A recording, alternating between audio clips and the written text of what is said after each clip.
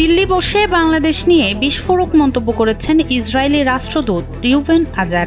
ভারতীয় সংবাদ মাধ্যম এনডিটিভিকে দেয়া এক একান্ত সাক্ষাৎকারে তিনি দাবি করেছেন, বাংলাদেশ ও পাকিস্তানে ফিলিস্তিনি সশস্ত্র গোষ্ঠীর বিভিন্ন কার্যক্রম চলছে। 2023 সালের 7 অক্টোবর ইসরায়েলে হামলার পর থেকেই এই দুই দেশের সংগঠনটির কর্মকাণ্ড গভীরভাবে পর্যবেক্ষণ করছে তেল আবিব। তবে কি এবার ইসরায়েলের নতুন টার্গেট বাংলাদেশ? রাষ্ট্রদূত আজারের মূল ইঙ্গিতটি ছিল 7 অক্টোবরের হামলাকে আদর্শ মডেল মেনে মধ্যপ্রাচ্যের বাইরের কট্টরপন্থীরা নতুন নেটওয়ার্ক তৈরির চেষ্টা করছে। এক্সপার্ট ইঞ্জিনিয়ারদের দক্ষ হাতে দেশের মানুষকে প্রতিদিন সুরক্ষিত রাখার প্রত্যয় নিয়ে এলো সেফ সার্কিট ব্রেকার।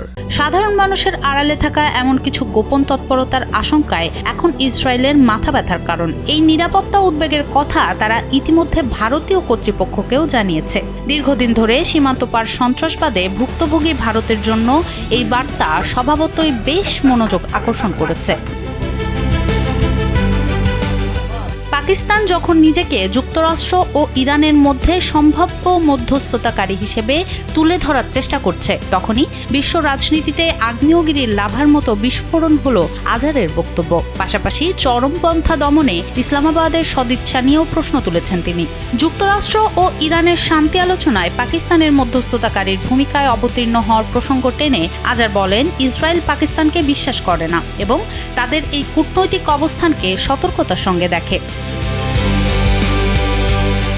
তিনি আরও বলেন, এমন কিছু দেশ আছে যারা মনে করে শান্তি মানে এমন একটি পরিস্থিতি তৈরি করা যেখানে ইসরায়েলের কোনো অস্তিত্ব থাকবে না। শান্তির বিষয়ে ইসরায়েল এবং এই অঞ্চলের অন্যান্য দেশের বোঝাপড়ার মৌলিক পার্থক্য রয়েছে দাবি করে তিনি আঞ্চলিক বিষয়ে কাতারের ভূমিকারও সমালোচনা করেন।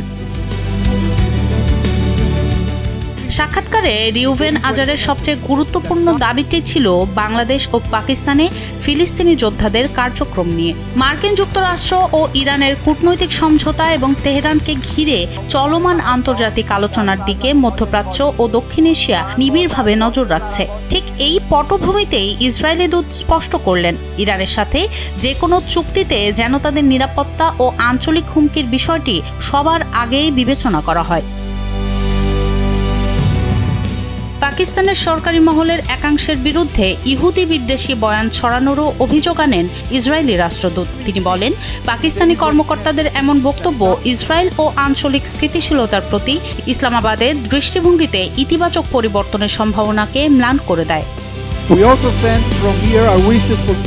ভূরাজনৈতিক এই টানাপোড়েনের মাঝে ভারত অবশ্য বরাবরের মতোই সংলাপ ও কূটনীতিকে অগ্রাধিকার দিচ্ছে। প্রধানমন্ত্রী নরেন্দ্র মোদী একদিকে যেমন ইসরায়েল ও উপসাগরীয় প্রধান দেশগুলোর সাথে দৃঢ় কৌশলগত সম্পর্ক বজায় রাখছেন, অন্যদিকে বিবদমান পক্ষগুলোর মধ্যে শান্তিপূর্ণ আলোচনার আহ্বান জানিয়ে আসছেন। তবে সুনির্দিষ্ট প্রমাণহীন হলেও ইসরায়েলি রাষ্ট্রদূতের এই বিস্ফোরক মন্তব্য দক্ষিণ এশিয়ার কূটনৈতিক ও নিরাপত্তা মহলে নতুন ঝড়ের জন্ম দিয়েছে।